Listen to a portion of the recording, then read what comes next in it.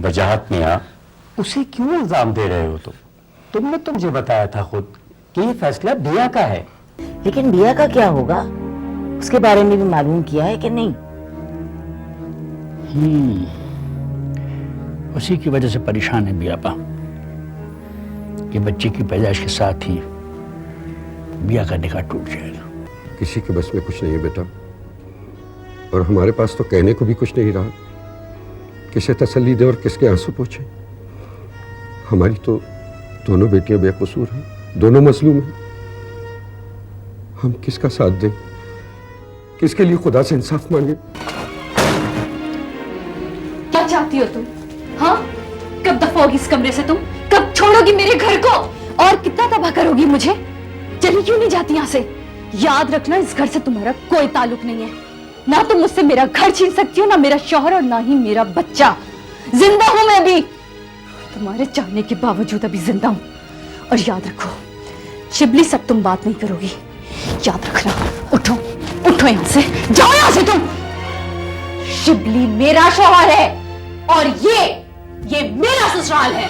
Shut up, बकवास बंद करो तुम, चीखो मत जोजो। मैंने तुम्हें नहीं कहा था कि 1.5 साल तुम इस घर से गायब रहो? तुम कह रही हो कि मैंने तुमसे हर कुछ छीना है, लेकिन मुझसे हर चीज छीनी जा रही है। तुमने अपनी जिंदगी में हर काम अधूरा किया और मुझे छोड़ा कि मैं तुम्हारे लिए मुकम्मल करूं। जिस घर को तुम अपना कह रही हो, उनके लिए तो तुम मर गई थी और अब लौट आई। आज मैं मर रही हूं और मुझे बचाने के लिए कोई नहीं आ रहा। तुम्हारे तो बचाने के लिए पूरी दुनिया तैयार थी, और आज सब मेरे लिए एक मौत का पैगाम ला रहे हैं। मुझे क्यों उन गुनाह की सजा मिल रही है जो मैंने नहीं की है? ये गुनाह नहीं है कि बहन होते तुमने एक बहन को कंगाल कर दिया, बहन होते हुए तुमने मेरा घर लूट लिया। इससे बड़ा गुनाह क्या होगा? जाओ यहाँ से, चली जाओ, चली जाओ यहाँ से।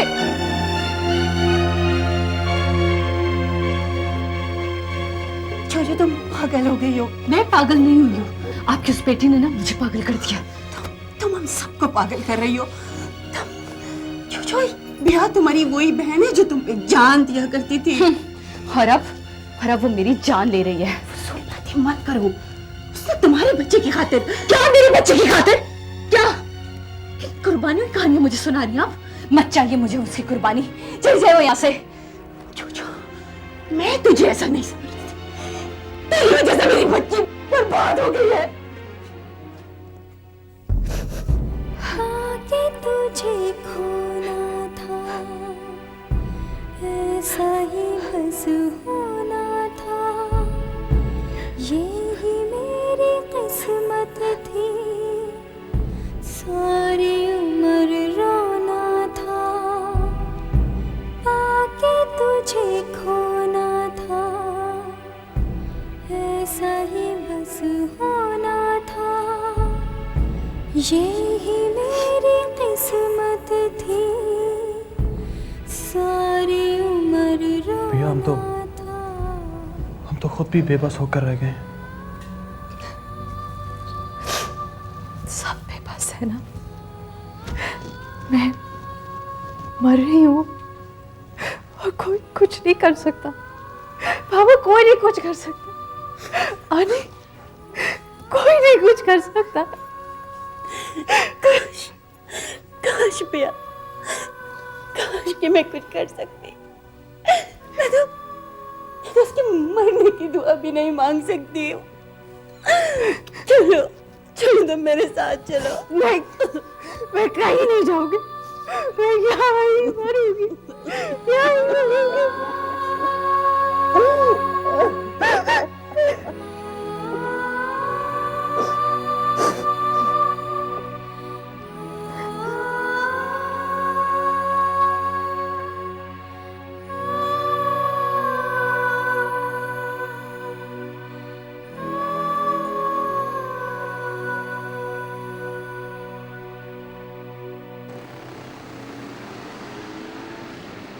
शिबली बेटा, तुम चाहो तो जोजो को तलाक देकर बिया को बचा सकते हो। लेकिन बाबा, जोजो मेरे बच्चे की माँ। बिया भी तुम्हारे होने वाले बच्चे की माँ है।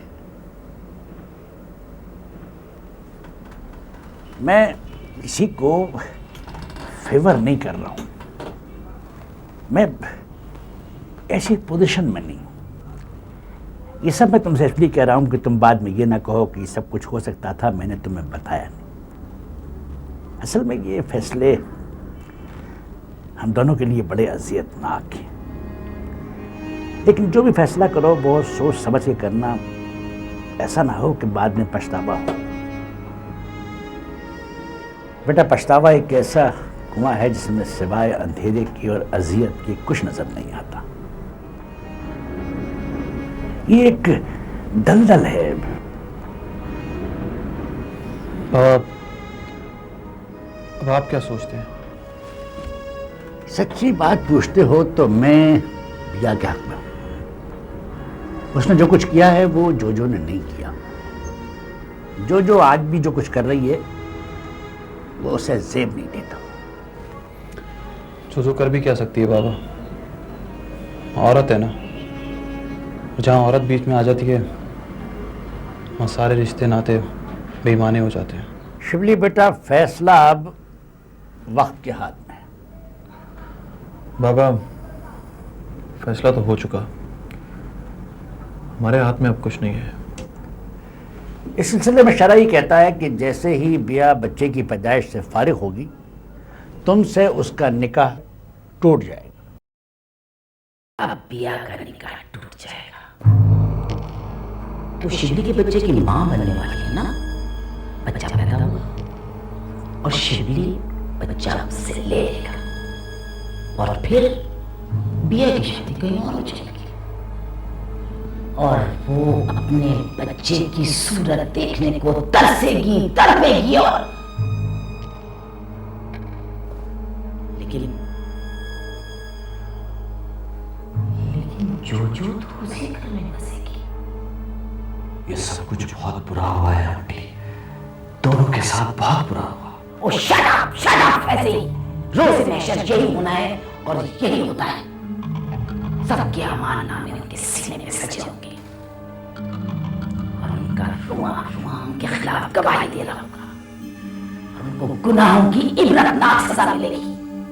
उस वक्त ना दौलत कमाएगी और ना औलाद। आंटी, वो अमालनामे हमारी गर्दनों में भी होंगे।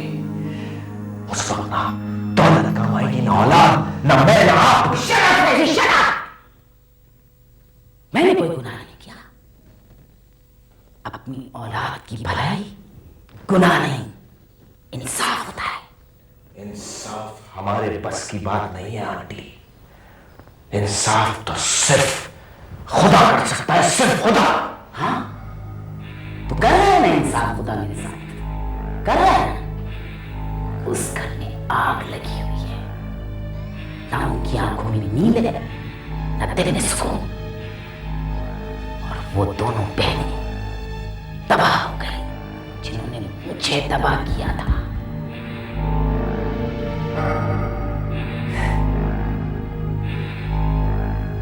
मैं जोजो को कभी बसने नहीं दूंगी। मेरी मिमी के नसीब पे और उसको कुचलने वाला पत्थर जोजो ही थी ना। मैं उस पत्थर को रिसा दूंगी। अतिया, तुम डॉक्टर के पास गई थी, क्या कहा उसने? डॉक्टर बहुत नाराज हो रही थी आपा, कह रही थी कि बिया खुद क्यों नहीं आई। उसका चेकअप कराना बहुत जरूरी हो गया है। अगले महीने की 20 तारीख डिलीवरी की दी है और वो भैया जाने को राजी ही नहीं। आपा, मैं कैसे लेकर जाऊं उसे? अतिया, उसका इस घर से जाना बहुत जरूरी है। जोजो का जब भी उसके सामना होता है, जोजो हंगामा खड़ा कर देती है। शिवली आंखों से उजल हो तो वो ढूंढती हुई सीधी बिया के कमरे में जाती है, उसको बुरा भला कहती है। मुझे तो डर है अतिया कि खुदा ना खास्ता इस टेंशन में। आपा, डॉक्टर भी यही कह रही थी कि ये टेंशन खतरनाक है उसके लिए, उसकी जान को खतरा है। सब बेबस है ना, मैं मर रही हूँ और कोई कुछ नहीं कर सकता।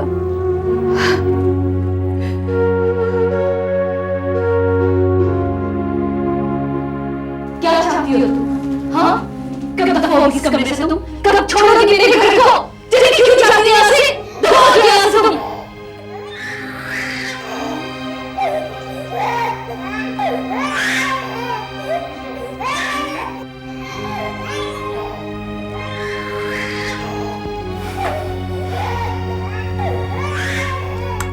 शिबली, प्लीज प्लीज मुझे आयात जोजो से लेकर दे दो।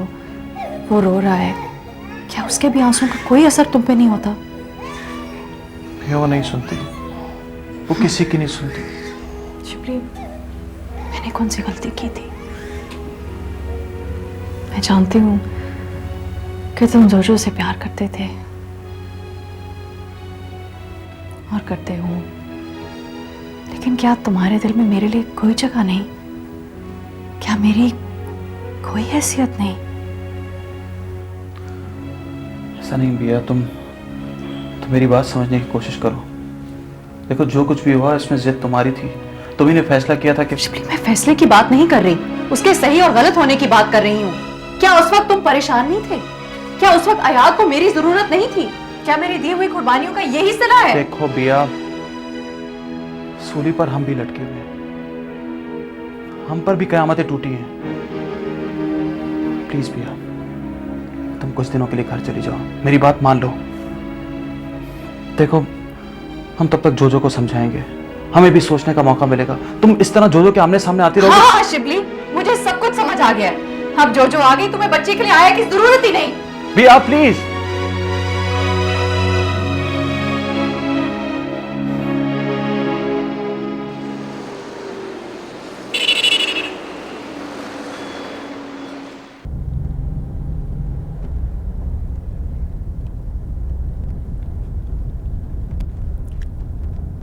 हाँ फैजान, मैं ज़रा देर से घर आऊँगी, एक ज़रूरी काम से जा रही हूँ।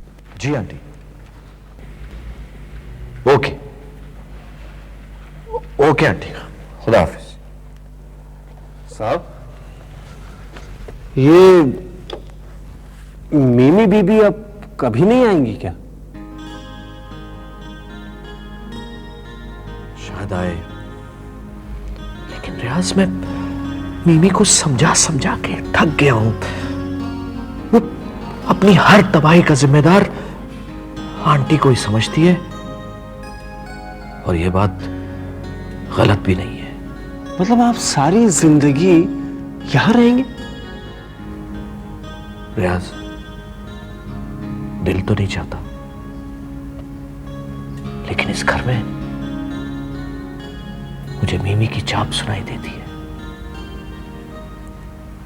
उसकी हंसी की आवाज मुझे यहां से जाने से रोकती है। इसीलिए वो आवाजें आज तक आपके कानों में गूंजती रहती। हाँ, मगर अब ज्यादा दिन मैं इस घर में नहीं रह सकूंगा। क्यों साहब? क्योंकि किसी तूफान को बर्दाश्त करने की हिम्मत नहीं है मुझ में। एक बहुत बड़ा तूफान आने वाला है।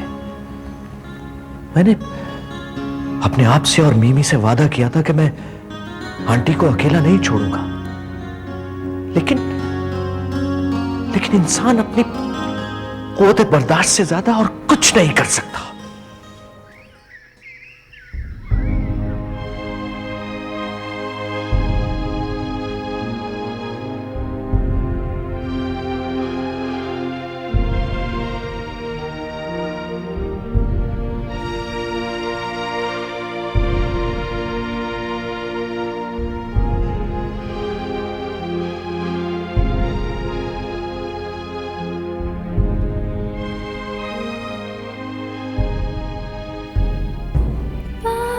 तुझे खोना था, ऐसा ही बस होना था, यही मेरी किस्मत थी, सारी उम्र रोना था, दूर न जा जीवन से, प्यास बुझा दर्शन से, तू ही है दिल का जहां।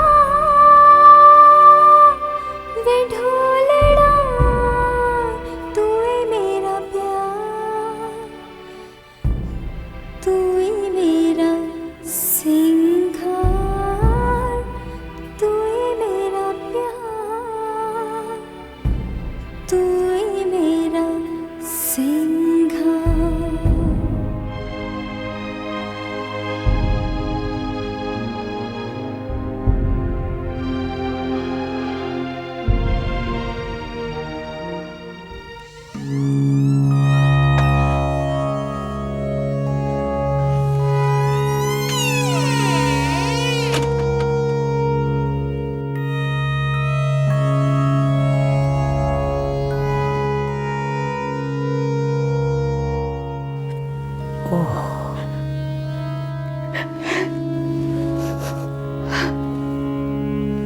फिक्र ना करो बिया, मैं तुम्हारे साथ हूं।